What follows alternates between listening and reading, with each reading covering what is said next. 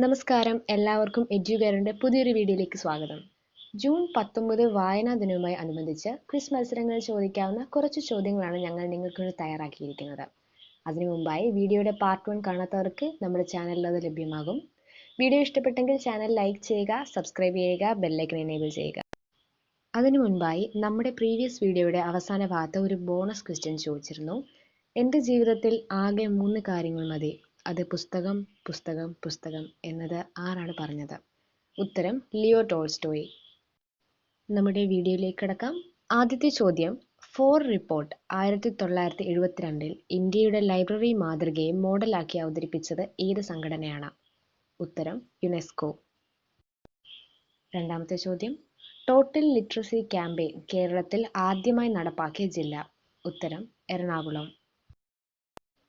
അടുത്ത ചോദ്യം, അക്ഷരലക്ഷം പദ്ധതി ആരംഭിച്ച വർഷം?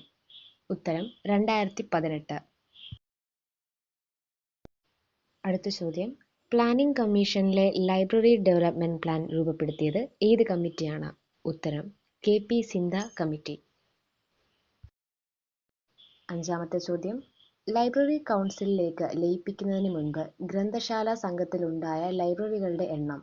ഉത്തരം 6225.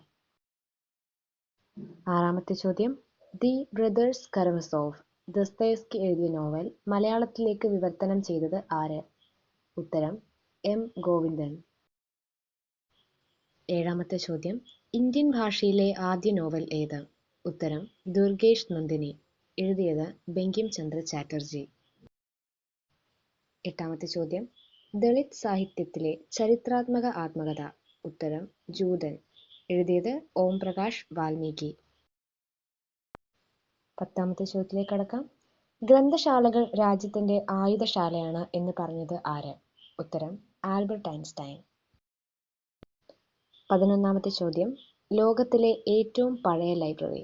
ഉത്തരം മൊറോക്കോയിൽ സ്ഥിതി ചെയ്യുന്ന അൽ ഖരാവിൻ ലൈബ്രറി. അടുത്ത ചോദ്യം, ധർമ്മഗഞ്ചം ലൈബ്രറി ഉണ്ടായിരുന്ന ഇന്ത്യൻ സർവകലാശാല? ഉത്തരം നളന്ദ സർവകലാശാല. അടുത്ത ചോദ്യം, വിദേശ ഭാഷയിലേക്ക് വിവർത്തനം ചെയ്ത ആദ്യ ഇന്ത്യൻ പുസ്തകം? ഉത്തരം ഭഗവത്ഗീത, ഇംഗ്ലീഷിലേക്കാണ് തർജ്ജിമ ചെയ്തിരിക്കുന്നത് 1785. 14ാമത്തെ ചോദ്യം, ഇന്ത്യയിൽ അച്ചടിച്ചത് ആദ്യമായി ഏത് ഭാഷയിലായിരുന്നു?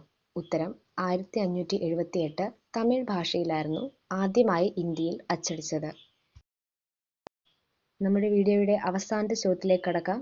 ഒരു ലൈബ്രറിയും ഒരു പൂന്തോട്ടവും എനിക്ക് മതിയാകും എന്ന് പറഞ്ഞത് ആര്? ഉത്തരം സിസേറോ, അദ്ദേഹം റോമൻ സ്റ്റേറ്റ്സ്മാനും അഡ്വക്കേറ്റുമായിരുന്നു. ഇന്നത്തെ വീഡിയോയിൽ ക്വിസ് മത്സരങ്ങളിൽ വർഷങ്ങളായി റിപ്പീറ്റഡ്ലി ചോദിച്ചുകൊണ്ടിരിക്കുന്ന ചോദ്യങ്ങളാണ് നമ്മൾ ഉൾപ്പെടുത്തിയിരിക്കുന്നത്.